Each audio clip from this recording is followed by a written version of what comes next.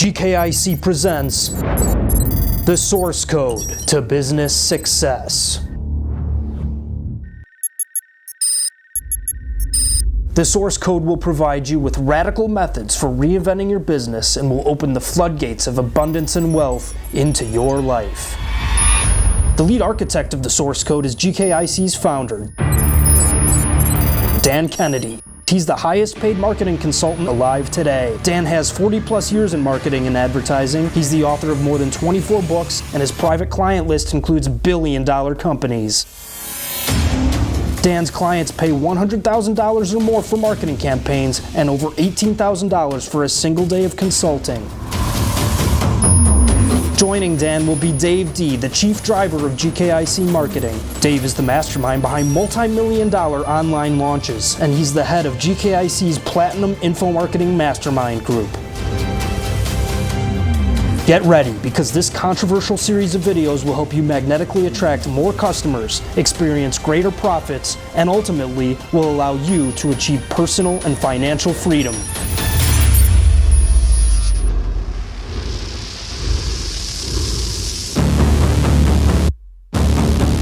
Now, it's time for you to discover the source code.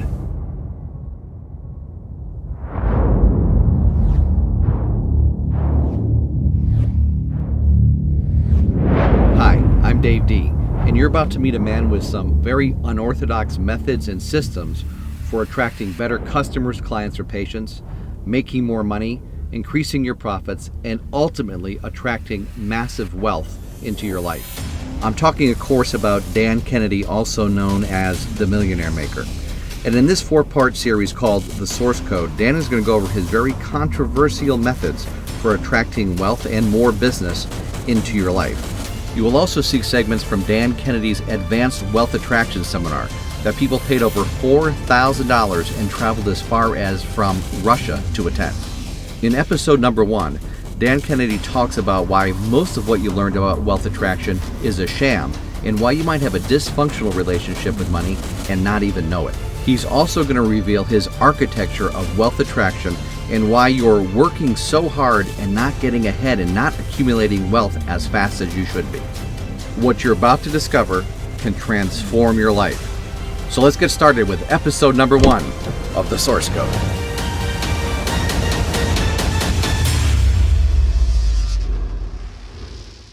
So I was in this hotel. So how many of you know who Leona Helmsley is?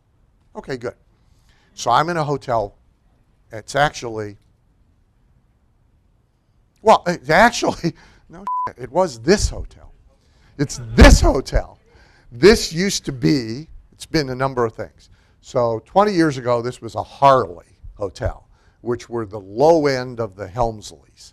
Okay? So Helmsley hotels, mostly in New York, were, Trump kind of hotels.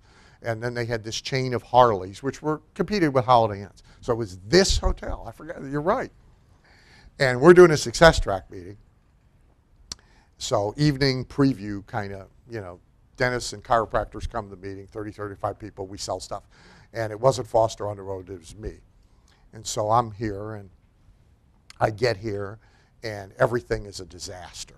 I mean, the meeting room is not, it's 4 o'clock in the afternoon. Nobody's even touched the meeting room. The guy that's supposed to set up the meeting room is sick today. The guy at the front desk is completely unresponsive. I mean, it's bad. Bad. So by about 5, I'm ready to drag the guy across the front counter out there and beat him to a bloody pulp.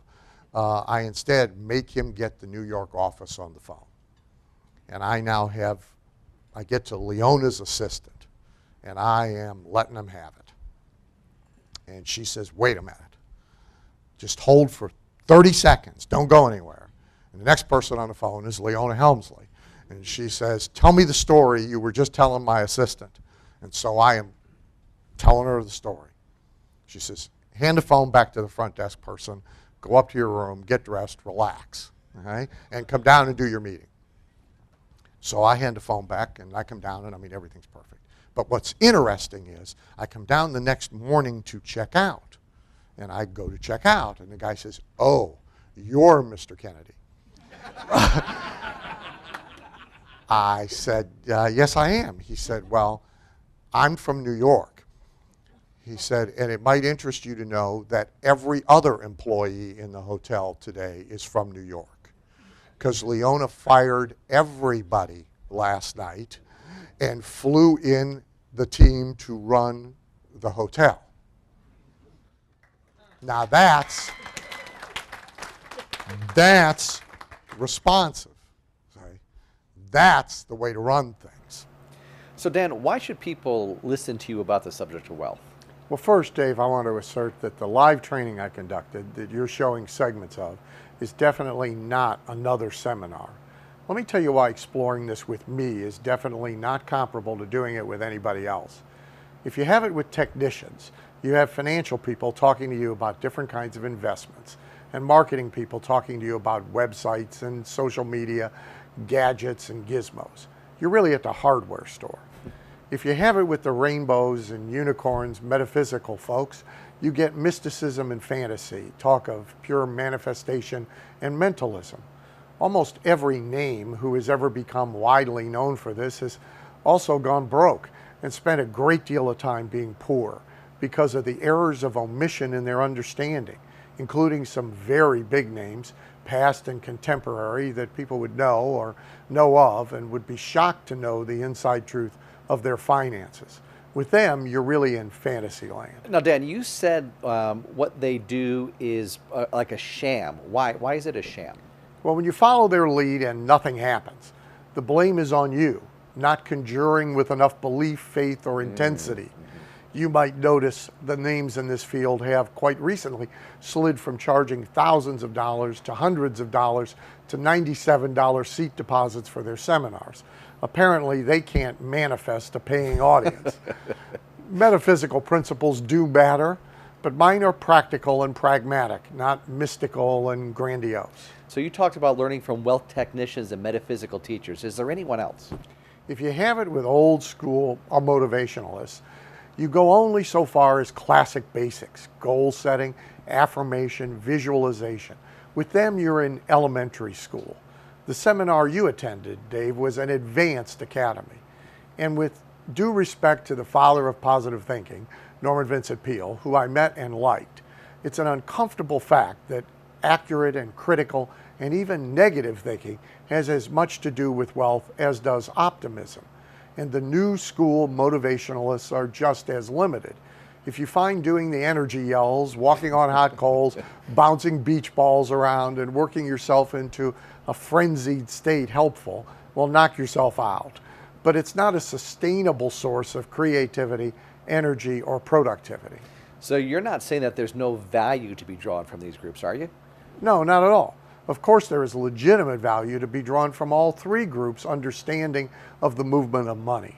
But it is vital to know that each and all three combined have woefully incomplete understandings. In a way, they are the three blind men countering an elephant. The one touching, holding, and experiencing only its trunk has a different idea of what an elephant is than the one rubbing his hands over its rough, leathery skin, and he has a different idea of the elephant than the third fellow who has been placed on its back. These schools of thought, hardware stores full of tools and motivation techniques, are useful and extremely dangerous. From me, you will get a different take. Exclusively at the training, I revealed a complete approach utilizing concepts and strategies of mine most people watching are familiar with and unfamiliar with into a clear, organized architecture that you have never seen before. Okay, so Dan, we're going to show a clip from that training, and this particular clip had profound impact on me. I'm actually doing it. Can you talk a little bit about what we're going to see? I believe we're going to see a clip about the wealth account and the giving account, the mechanics of where you put money. Great. Fantastic. Let's look at that clip now. The mechanics to this are two places to put money. If you're really poor, they can be cans to start with, but better that they are like bank accounts or brokerage accounts or something. Now, years ago, when we taught this to chiropractors again, Mark asked about it. So chiropractors are so bad with money that We made them open the accounts at a bank at the opposite end of the country from where they are, so it was a big pain in the ass for them to get the money out. Today, of course, that doesn't work, but then you had to physically go to the bank to get money. So we made a guy in LA open his account in, Burlington, Vermont. So it was problematic for him to go steal back the money that he had put into the wealth account. So there's two accounts. So there's a wealth account and there's a giving account. Right? Claim, by the way, no origination. I was taught this.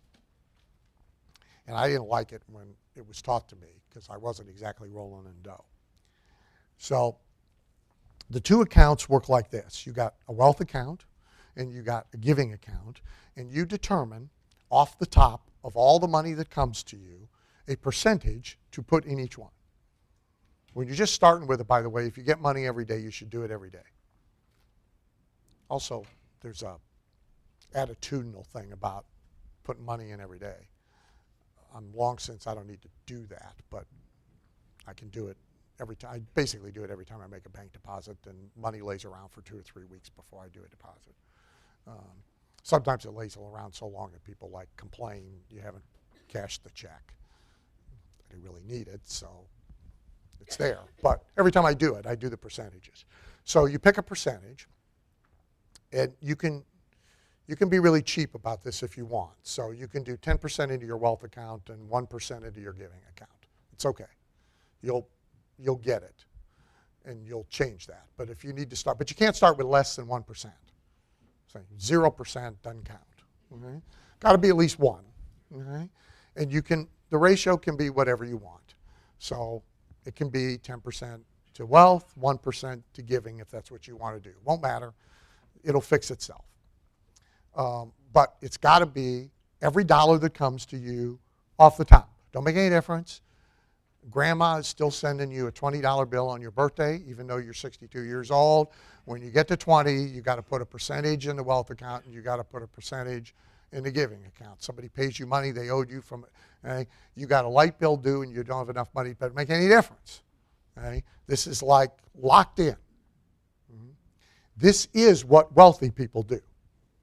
Now, they no longer necessarily operate this mechanically about it, but literally of all the dollars that come in, a certain percentage of it does go to giving, and a certain percentage of it does go to reinforcing wealth.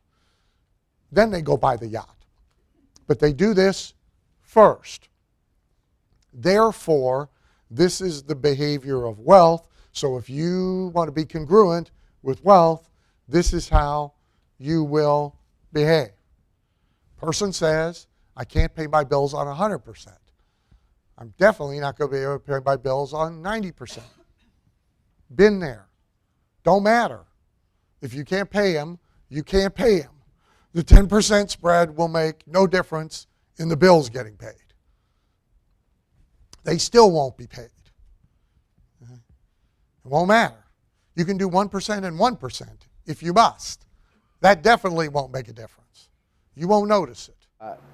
So Dan, I got to tell you, I actually did this right after the event, and it is amazing just to take out a little percentage of income and put it, especially into that giving account. Just the other day, my wife and I were on vacation, and we had a really, really great waiter. This is something that you talked about during the live training, and you said, you'd like to tip wait staff who are really exceptional, and we did that. We gave them like double the amount of our actual bill, and it was just such an amazing feeling. And so I really encourage everybody to do that. Now, Dan, you said, and I quote, most people very frankly have screwed up and have a dysfunctional relationship with money. What exactly do you mean by that? Well, first of all, you have to understand that you do have a relationship with money. And most people's relationship has been formed from childhood forward, from what they heard at the top of their stairs, from what has been programmed mostly by people around them who are not particularly prosperous, wealthy, and successful. And so they have formed a relationship with money based on false and limiting beliefs. Yeah, so kind of like what you hear your parents talking about, like if you're at the top of the stairs. Is that kind Yeah. of, yeah, we're talking Yeah. about money. So you've overheard Yeah. a long-standing conversation beginning in formative years about money, and most of the conversation you've heard has been amongst people who have poor and ineffective relationships with money. Well, how do you go about fixing this dysfunctional relationship then? Some try to overcome it with mechanics. So the kind of things we teach: advertising, marketing, sales tactics. Others with sheer willpower. But this is like trying to overcome horrible personal hygiene and a swamp-like body odor oozing from every pore with a nice smile and a firm handshake. That's beautiful. Even quite successful people could make money flow to them much easier and in greater abundance if they had a deeper understanding of the reasons why money makes the choices it makes. Now, that's exactly what this series is about. That's what we're talking about here. It's your guide to a provocative, deeper, different understanding of achieving your financial and success goals. Now, Dan, you said that you understand the mind of money very well. Please explain that. Well, Freud reportedly died still pondering, what do women want anyway? And we all envy the power of mind reading. I cannot claim to successfully read any woman's mind, but I believe I understand the mind of money very well. And when you better align yourself with the natural forces and patterns of the movement of money, attracting money to you is easier than it has ever been for you before. So I've created a practical system for aligning yourself with the flow of money. And that system is going to what we're going to be talking about in this series. But let's start at the very beginning. What prompted you to actually put this system together?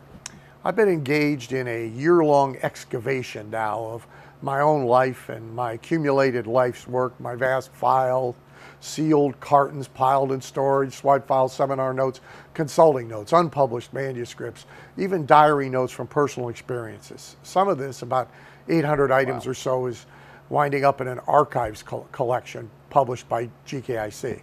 But in doing all this digging, and frequently having to set aside my shovel and sit down to rest, I've been reminded of powerful lessons learned and methodology used. And I've seen things with clear 20/20 hindsight, noting many that would be extremely beneficial if shared and explained. In short, I've unearthed lost and hidden treasure. So what prompted your interest in laying it all out, though, in such a conscious way for those who are interested to truly be able to absorb it? Well, I thought it might be something we could sell for money. Well, it's just about wealth, so. Look, there's a story of the man with a 12-foot long beard sought out and interviewed by a TV reporter who asked him when he slept at night whether he put the long beard under the covers or laid it out on top of his blankets.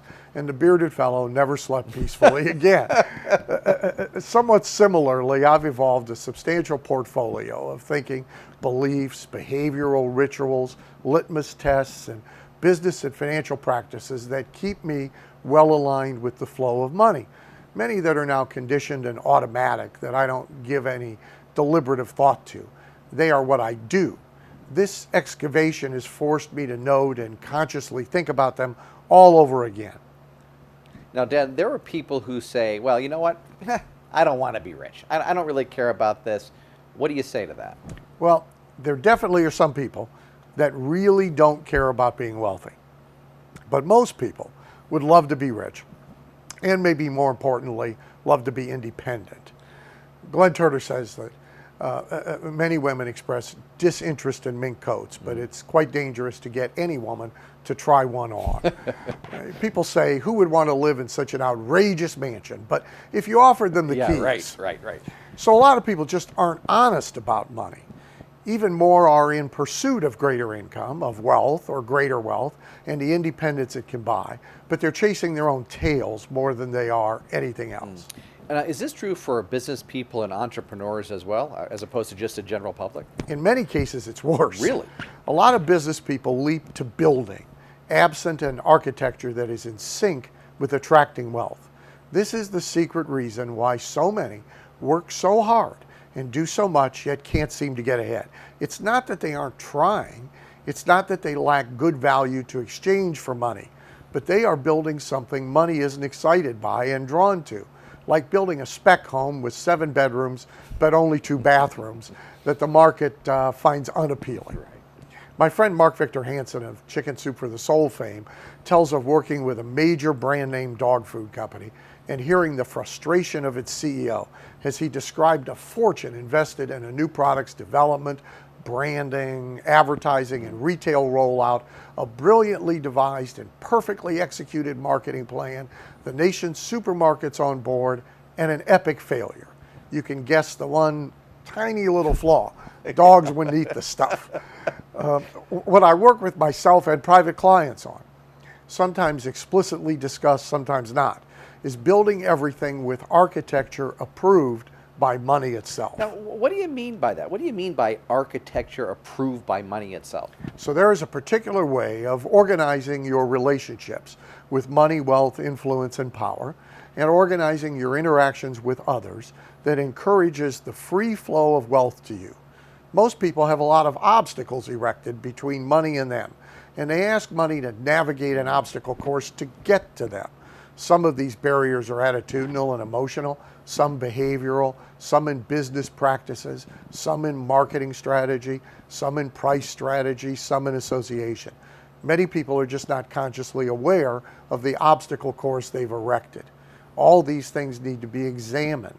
Then a reorganization of the way in which money moves to you can be accomplished.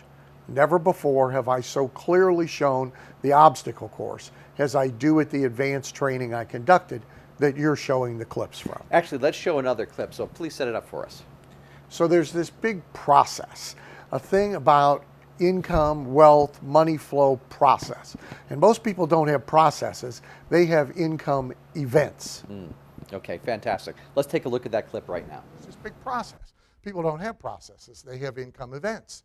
And they are often victims of this gold star thing where they are counting something as a victory that really should be the start of a complex and elaborate process. One of my favorite companies is Tupperware.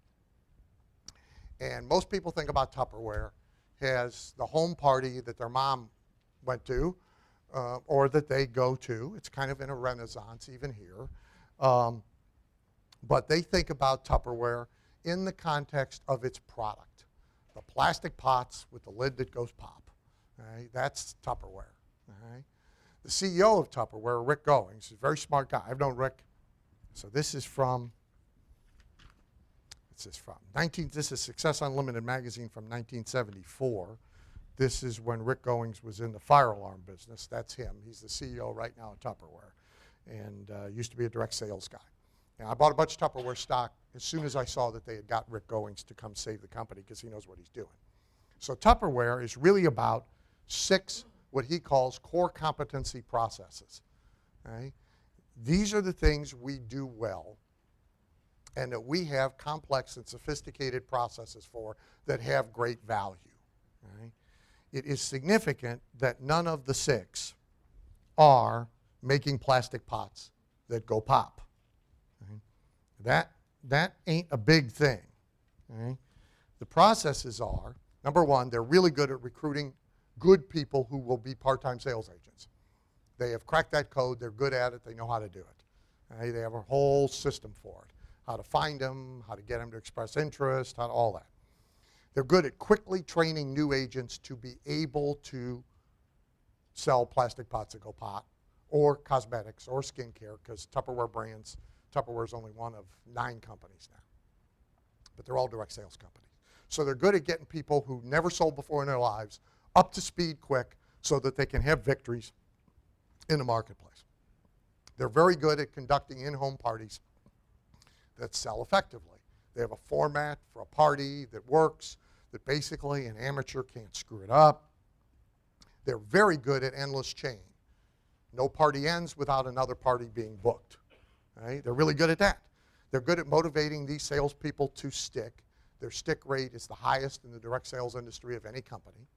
Right? And they're really good at managing by meaningful numbers every Monday. So Monday is numbers day.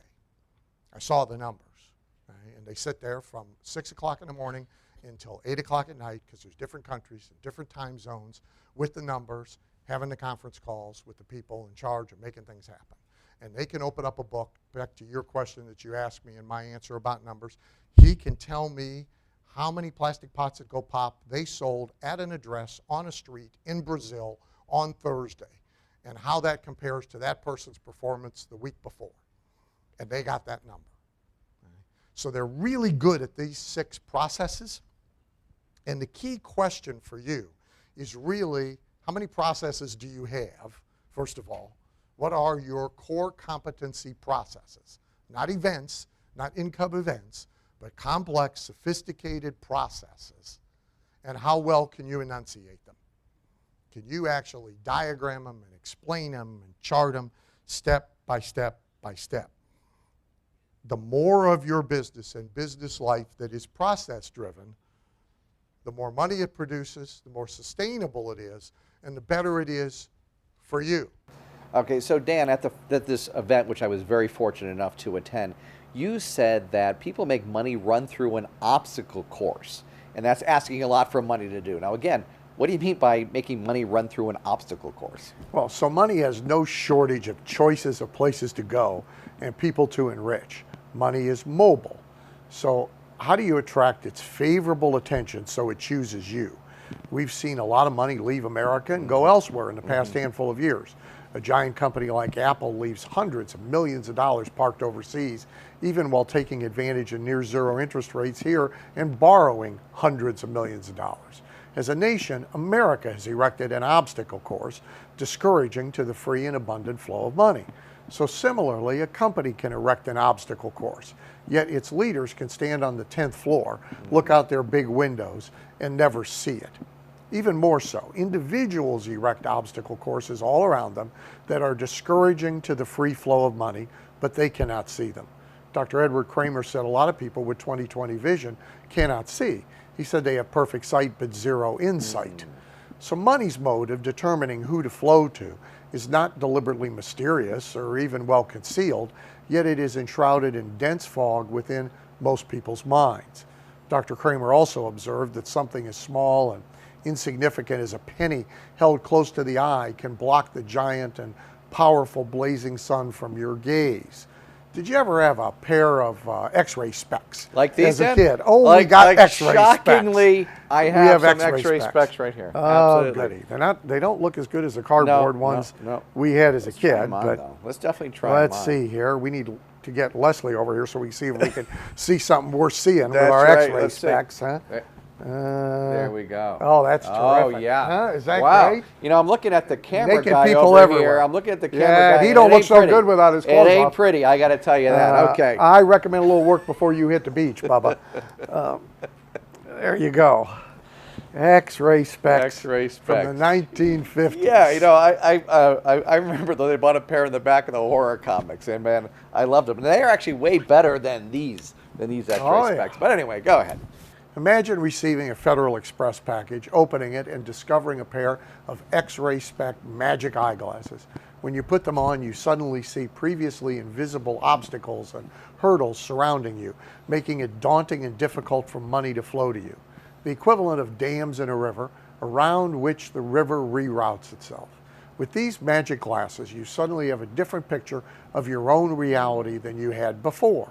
Now imagine you could go directly outside and remove these obstacles and hurdles, physically lift them up and get them out of the way, pile them up, burn them, reduce them to ashes, open a clear path for money to come to you. Removing all the obstacles standing between money and you can be more powerful than adding any new strategies or new products or new work. Now, Dan, I got to tell you though that this sounds a lot like New Age woo-woo kind of stuff. Well, I'm definitely not talking about generic or broad-based personal development or self-improvement concepts. What I'm talking about at this training is absolutely specific to the flow of money.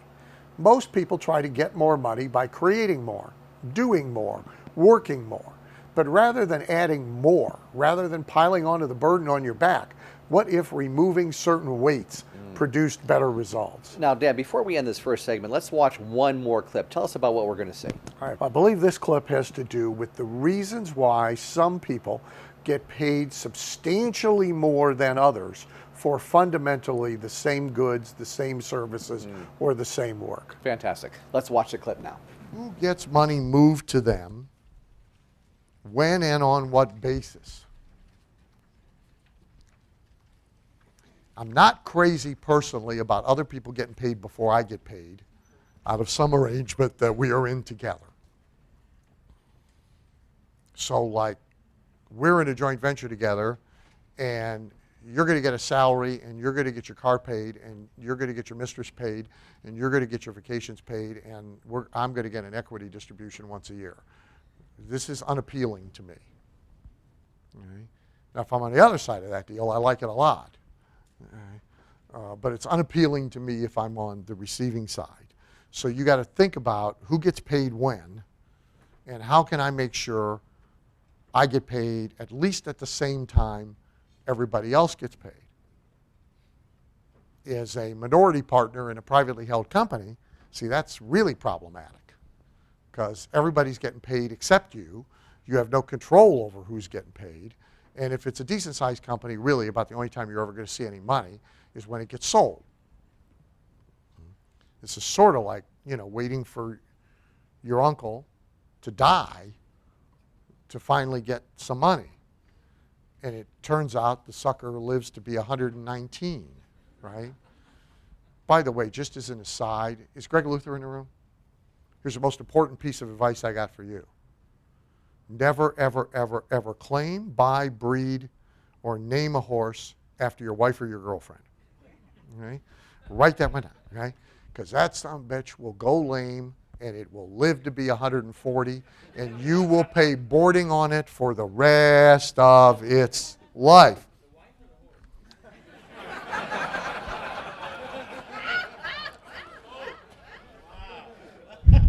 It's an excellent question. Maybe both. So in those kind of situations, personally, I always try to get advances. So if we're going to settle up on some kind of distribution at some point in time, fine. But percentage of gross comes as we go along the way, and then it gets deducted back out at the bottom when we finally settle up. Second thing is, there's a rule in Hollywood that says there ain't no net. Garner, famous example, died without ever seeing a penny of the net distribution agreement he had for the Rockford Files. Now, if you can convince me there was no net, there just was never any net that he could get. So there's never any net. If somebody else can control whether or not there's net, and you are being paid on net, there's a lot of ways for them not to have net. So it really is adjusted gross, described what items come out of gross that gets you to a total at the bottom from which we divvy stuff up. If you do, I'm going to provide the product, you're going to provide the customers, we're going to sell this thing, and we're going to split the net 50-50, there ain't ever going to be any net. Well, office staff, operations, my tolls driving back and forth to the airport, had to get my shoes shined. Oh, there's never going to be any net. Right? So it's got to be gross. Here's the list of stuff we deduct, and then here's the number that we divide up. Okay? I really prefer gross deals. Gross deals. Anything less involves you in discussions. That was fantastic. Thank you, Dan. So, Dan, in this episode of this 4-part series, we discussed why people are working so hard and not getting ahead as fast as they want. We talked about the right ways and the wrong ways to fix that problem. We've shown some clips from the seminar. You talked about how the money has a mind of its own. We talked about the mechanics of wealth and giving accounts, which I've done, which are 2 great places to put money. We talked about process. Most people don't have processes. where they have income events. And finally, we talked about who gets paid and how money moves to them and on what basis. Now, in segment number 2, this is going to be really cool. You and I are going to be discussing 2 huge strategies that people probably don't know that could fill their buckets with money, including a secret one used by Walt Disney, and you're a huge Walt Disney fan. You'll also discover how to occupy the proper mind space of your customers so business flows to you, and the unusual secret about the movement of money and achieving alignment with it and the forces that govern it. Plus, Dan, what we're going to talk about is we're going to show some more exclusive footage from your Advanced Wealth Academy. Now, by the way, what you need to do is please enter your comments below, any questions that you have, because we'll definitely be checking those out. All right, we'll see you in episode number 2 of Dan Kennedy's The Source Code.